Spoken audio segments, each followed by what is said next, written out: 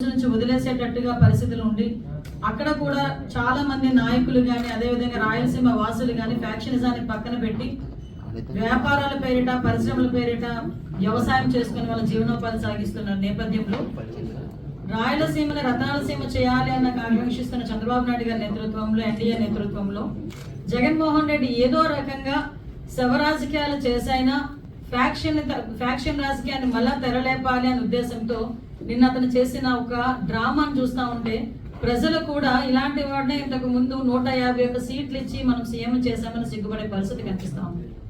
ఎందుకని చెప్తున్నారంటే ఒక కుటుంబ కలహాల నేపథ్యంలో జరిగిన ఒక హత్య, ఇంకా దినకర్మ కూడా ఐ థింక్ ఈ రోజు అనుకుంటా దినకార్యం కూడా, అటువంటి నేపథ్యంలో ఒక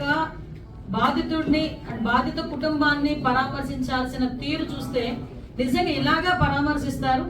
దట్టు ఒక 5 సంవత్సరాలు 151 సీట్లు ప్రజలిచ్చిన సీఎం గా చేసిన వ్యక్తి, అఫ్ కోర్స్ ఆ రోజు అతను చేసిన అన్యాయాలు అక్రమాలు బట్టి సుమారుగా దగ్గర ఇప్పుడు మళ్ళా 11 సీట్లకు పడిపోయిన వ్యక్తి పరామర్శకి వెళ్ళినప్పుడు కూడా 11 సీట్లు వచ్చినా కూడా బుద్ధి రాకుండా ఆ పరామర్శించిన తీరు చూస్తూ ఉంటే నిజంగా చాలా బాధ అనిపించే పరిస్థితి.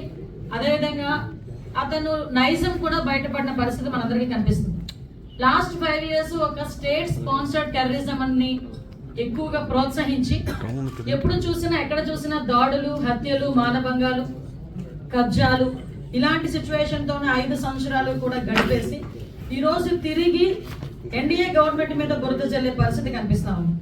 ముఖ్యంగా ఒకటి మాత్రం క్లియర్ గా చెప్పాలండి, లాస్ట్ 5 years లో మేము చెప్పామండి, ఐపీసీ సెక్షన్ ప్రకారం అన్నది కాకుండా వైసీపీ సెక్షన్ ప్రకారం అని చెప్పి పోలీసుల చేత కూడా పనిచేయించి పోలీస్ వ్యవస్థని కూడా నిర్వీర్యం చేసేసి ఈ రోజు అదే పోలీసు వ్యవస్థ మీద విరుచుకుపడే పరిస్థితి చూస్తా ఉంటే జగన్మోహన్ రెడ్డి మానసిక పరిస్థితి కూడా మేము జారిపడాల్సిన సందర్భం.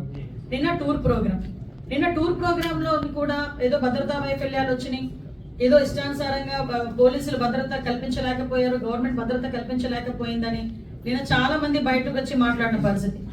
ఒక జగన్మోహన్ రెడ్డి అన్న వ్యక్తి ఒక పులివెందులకి మాత్రమే ఒక ఎమ్మెల్యే, అతనికి ప్రతిపక్ష హోదా లేదు. అయినప్పటికీ అతను ఒక ఎక్స్ సీఎం అన్న ఒకే ఒక కారణంతో ఆయన టూర్ ప్రోగ్రామ్ గురించి మాట్లాడినప్పుడు మేము చాలా క్లియర్ గా 1100 మంది అప్రాక్సిమేట్లీ 1100 మంది పోలీస్ బలగాల్ని డిఎస్పీ స్థాయి నుంచి రోప్ పార్టీస్ వరకు అంటే APSP battalion. Do subscribe Saksham Vizag. Watch, like, share and comment. Thank you.